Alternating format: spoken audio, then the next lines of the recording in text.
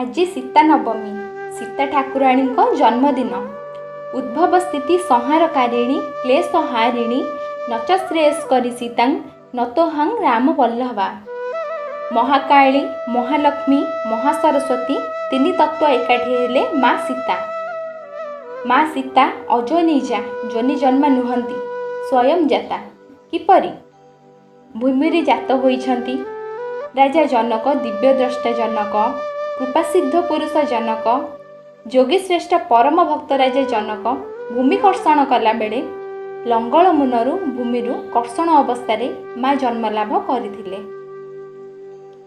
गोटे सिंधुक भितरे सुंदर, तन्वी, लावण्यमयी, अनिंद्य सुंदरी सारा जगत को उद्भासित विभासित करुथिबा निज लावण्यर रूप छटारे समस्त विमोहित करुथिबा साक्षात दिदीप्यमान प्रतिभा माँ कल्याणमयी कृपामयी जगज्जननी सीता आविर्भाव होइथिले।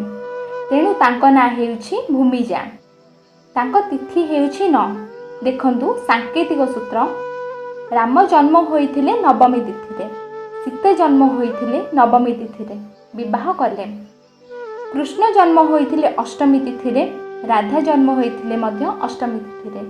तांकर सांकेतिक सूत्र होछि अष्टमी तिथि। 9 एक परिपूर्ण अंक। तेणु एही दृष्टि सारा जगत को परिपूर्णतमा करबा पई, सारा जगत को भक्तिर प्लावन प्लावित करबा पई, अपूर्व प्रेममय मूर्छनारे मूर्छित करिया पई सारा जगतवासी को माँ भगवती सीता देवी आविर्भूत होइथिले सीता नवमी रे। माँ सती सीता भूमिरु जन्म होइथिले। भूमि परि सर्वसहिणी थिले। 12 अग्नि परीक्षा मध्य देइथिले। केते महान से, तांको ठारु आमे सहिबा गुण शिखिबा दरकार।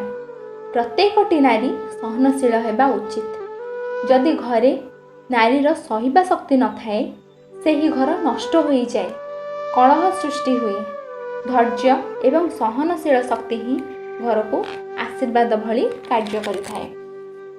गृहिणीर धर्म हेउछि सत्य, अहिंसा, अक्रोध, त्याग, शांति, प्रजापति, आतिथ्यम।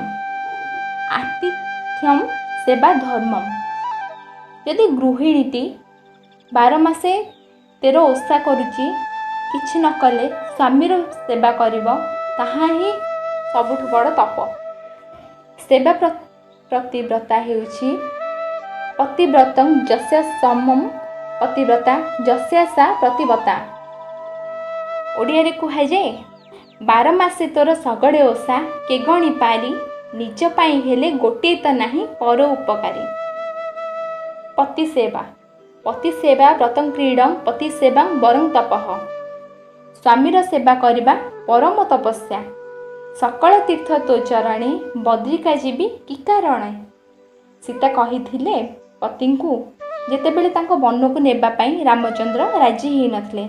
से कहिथिले आज्य पुत्र पिता माता भाता पुत्र ततस्मता। स्वामी पुण्यानि भूतानांसो स्वसंभाग्य उपासते। समस्ते निज निज कर्म को भोग करती, किंतु स्वामी स्त्री करिथिबा कर्म को 50 भाग भोग करती। ये हेउछि परस्पर अभिन्न।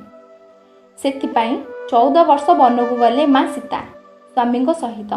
स्वामी सेवा किपरि करा जाए एहा आम आगे उदाहरण। नारी जाति पाई जगत पाई माँकर आविर्भाव।